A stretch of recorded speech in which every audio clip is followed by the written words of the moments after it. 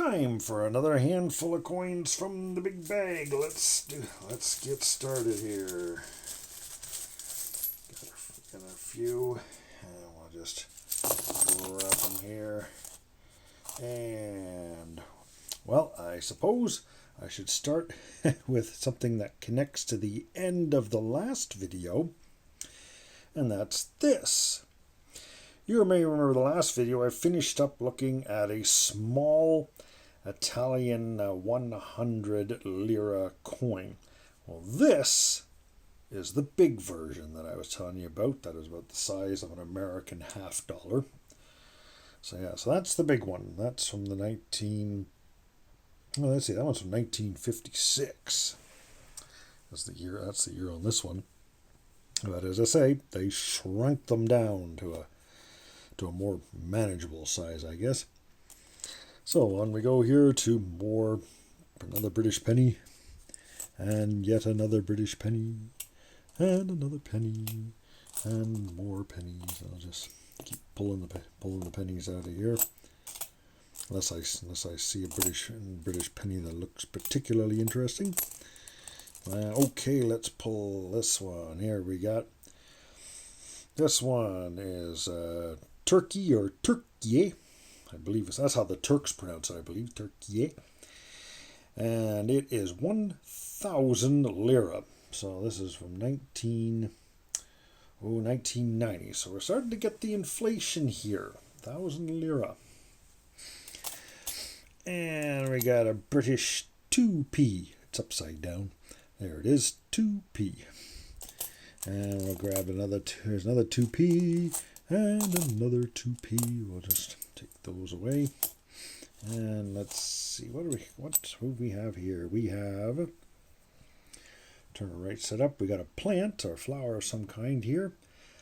Magyar, that is Hungary. So Magyar, Magyar, that is what the Hungarians call their country. And if you turn it the other way, we can see it is 20 forint. And of course it is covered in oxidation. One does wonder where all that oxidation comes from. But anyway, not a particularly rare one. I think I've pulled out a few other ones of these. I'll keep the best ones. This one, I might try to clean it up a little bit and give it away as part of a simple set. On we go here. We got a 5 peseta from Spain, a 5 franc from Belgium, and another 5 franc from Belgium, an older one from the 1960s. We have here, this is a 10 escudos, and there's that shield with castles on there. Oh yes, and then the rivets on the smaller shields in the center. That is from Portugal. And of course we got another Yugoslav, 10 dinara. And what do we got here? It says, whoops, let's turn it over here. We got another Bank of Uganda. There it is, Bank of Uganda One Shilling from 1976. Yeah, 1 shilling.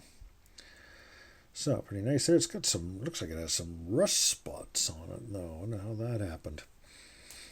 So on we go here. So we got some Belgian one franc again, and a British penny. And we got here there's a Belgian 50 cent or 50 centime. That's what we call it, 50 centime. And there we go. And that's I'm not sure who that is. I think it's maybe a Belgian hero of some kind. I'm not absolutely sure the story on the character there. And there's a Belgian 1 franc again. And a 10 dinara from Yugoslavia. Belgian 1 franc.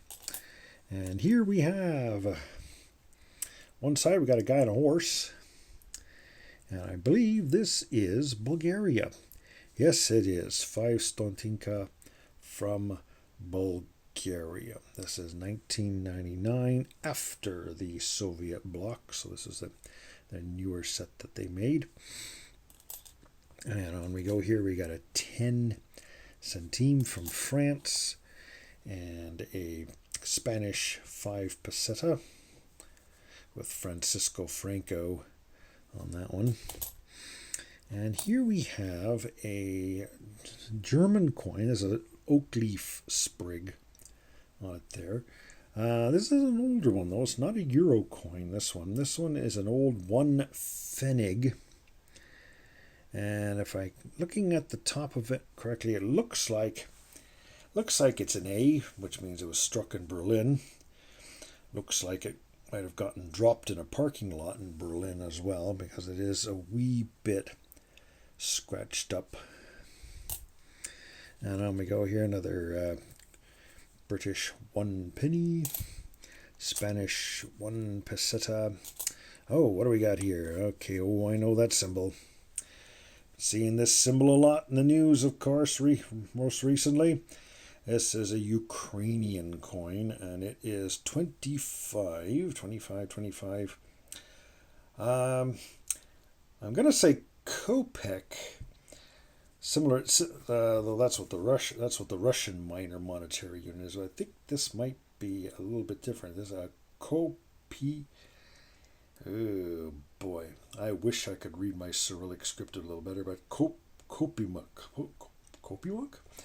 I'm probably not saying it right, but anyway, that is definitely Ukrainian. Though I know that symbol. No mistake in that. This is one of the things, of course, that can help you with many countries, even if you can't necessarily read the lettering on it. There are symbols that will help you differentiate a coin from each particular country. So that insignia in the center there, that's Ukraine. It can't be anyone else.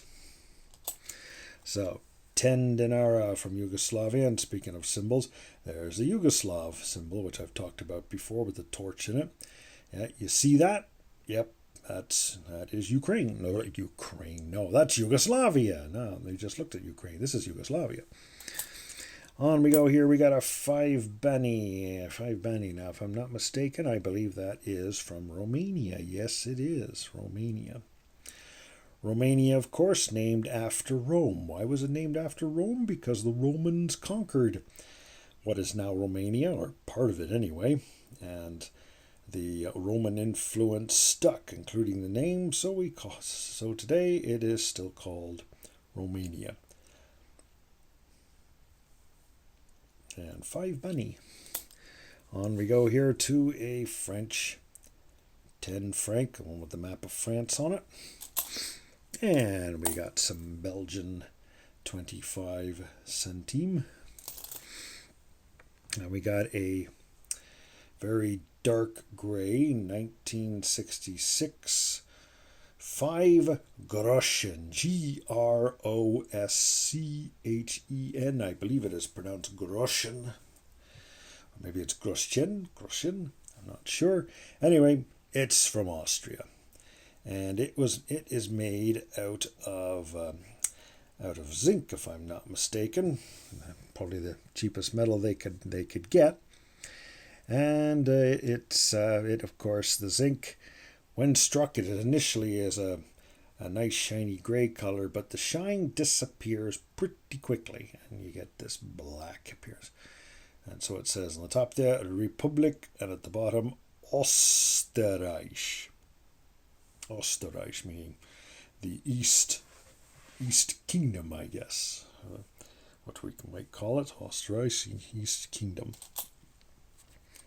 And this big thing with Francisco Franco on one side is a Spanish 50 peseta. Good size coin there. Unfortunately, not silver, it's cupronickel. Well, there we go. That's the bird symbol on it there, and the Spanish shield on it, which you might still see on the Spanish flag. And a French 10 centimes. And onto there we got a Dutch 5 cent from the Netherlands, 1957. So that's Queen Juliana on this one. And finally, we have a euro cent. And so oak sprig again. So, of course, it's German. And can't make out the date, but the mint mark appears to be... Oh, drat. Just get it to clear there. It might be a D, which, of course, in this case would be Munich, as where it was struck. That sounds about right. A lot of these that I've been finding have the D mint mark. So perhaps the Munich Mint has been put in charge of striking the majority of the 1 euro cent coins. So there it is. And I hate it when you get dark spots on the coins, but what can you do? So that's another handful of coins from the bag. I hope you found those interesting. Got a few different ones there. Bank of Uganda and Hungary and Ukraine as well. So thank you much again for watching.